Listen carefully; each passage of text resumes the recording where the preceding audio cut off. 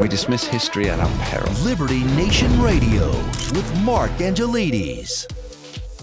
The right to speak one's mind and freely express one's ideas is the very thing that makes us human. And yet these facets appear to be under attack, not only at home, but also from abroad. That's what we're going to be discussing on today's special First Amendment show, right here on Liberty Nation Radio, heard coast to coast on the Radio America Network. I'm your host, Mark Angelides. Remember, this show is proudly sponsored by LibertyNation.com, where you can access podcasts, breaking news, analysis, a range of biting and brilliant shows to whet your appetite for freedom and your fondness for the great American Constitution. Free speech issues are front and center in the public consciousness, and that's not just in the United States, that's worldwide. Now, we're very fortunate to have with us Liberty Nation's legal affairs editor, Scott Cosenza, who happens to be a constitutional lawyer. So he's very much the appropriate person to be discussing the recent developments with. Thanks for being here, Scott. Thank you, Mark. And I am a graduate of a U.S. law school and have concentrated mostly in our U.S. legal system. And it seems like what we're learning is to take the threat seriously from across the pond, which is to say that we get our legal traditions, even though we broke away from the United Kingdom and fought a war against the king way back when. You didn't need tea. Nobody needs tea. Many of our traditions and rules and regulations come from our legacy of the Commonwealth law tradition that Britain kind of gave to the world, if you will. And the war against free speech and expression has reached a fever pitch in the UK, with now annually thousands and thousands of people being arrested simply for what they post on social media, culminating, I think this was a week and a half ago, with the creepiest post imaginable by the UK government, which said, think before you post. And what was left unsaid is, or we'll come to your house and break down your door and drag you out of it and throw you in a cage. Which is what's happened. It's a couple of interesting points that you raised there, Scott, before we dive into the specific issues. Is one that, firstly, that, I believe it's over 3,000, pushing 4,000 people are annually arrested for social media posts in the United Kingdom, which that's not the Soviet Union, or that's not North Korea. That's in the United Kingdom. I believe Konstantin Krisin of the Trigonometry podcast pointed out that in the Soviet Union it's about 400 people a year. So we've got quite the increase there. So that's pretty interesting. Another fascinating thing that you point out there is that the United States obviously took a lot of its legal heritage from Britain. And so one would imagine that Britain would be quite proud of exporting this, let's say what it is, it's this aura of law and order and fair play, which we've obviously, as a Brit, we kind of pride ourselves on the fair play aspect. But what's happening now is that this more Napoleonic system heralded back in by the European Union, it is creeping into British law. And that's a concerning thing in itself, because what it essentially says is that the traditions that the United States, the founding fathers, so embraced when designing this wonderful obviously they didn't design 50, but designing this petri dish of democracy, that's all gone, or that's on its way out. It's not going to exist for much longer. Especially, Mark, and I just want to cut in to say, when U.S. leaders, bringing it back home, make noises about speech not being protected and seemingly intentionally obfuscate and muddy the waters for what is free speech and what is not. For instance, the recently chosen vice presidential pick from Kamala Harris, Mr. Waltz, has said, called speech hate speech and included it in speech that's illegal. And of course, I'll just say it now because it needs to be said early and often, because of what's the popular misconception is there is no legal classification as hate speech, and speech that is not threatening or likely to incite immediate violence is not illegal and cannot be criminalized under our current system and the way that the United States Supreme Court has currently ruled our First Amendment protects. Now, I say all of those things as current because there are, of course, moves to change those things. But for now, and ever since the founding, no such thing as hate speech legally, and all that speech is protected under the First Amendment. It does seem to me that this idea of hate speech, this notion that people have, I don't know where they get this from, but it's this idea that they have a right not to be offended by things.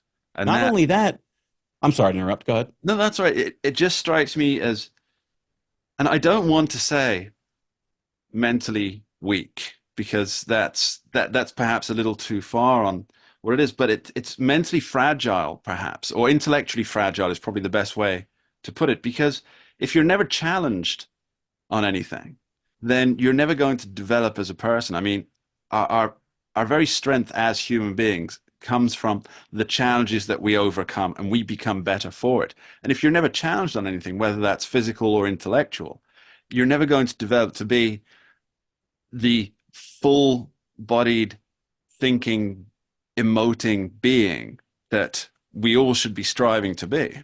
I'll Or is say it that too for the esoteric? I'll say it in a way that progressives can appreciate. No mud, no lotus.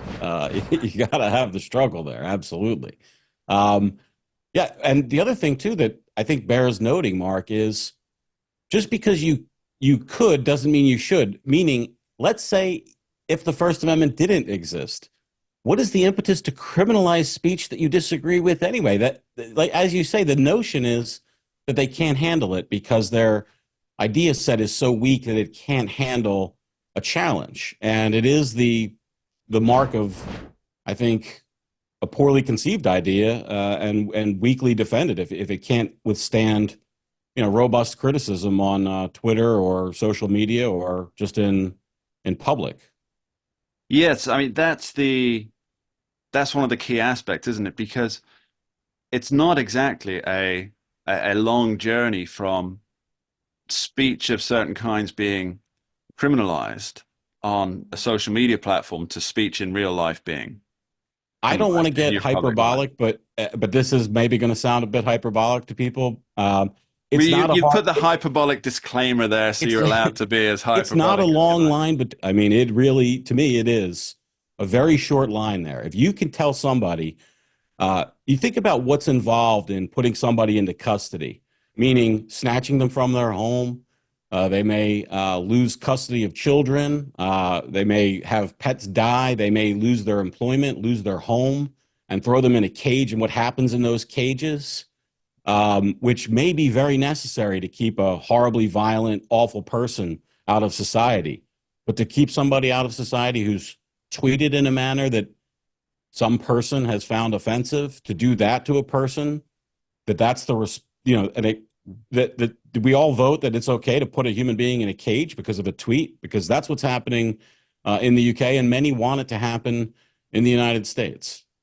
Let's delve a bit deeper on this, Scott. So we have there's this nexus of law enforcement and politics in the UK. And so when we talk about how if one person is offended, it's not that there's one person offended. What it is the apparatus of the state is taking offense on people's behalf. Right. And so what we've had is some very unclear, and this is the worst thing. You're a lawyer, Scott, and I don't hold that against you, but Appreciate there's that. the lack of clarity on what the government and the police officers or the police hierarchy are telling the British people that think before you post.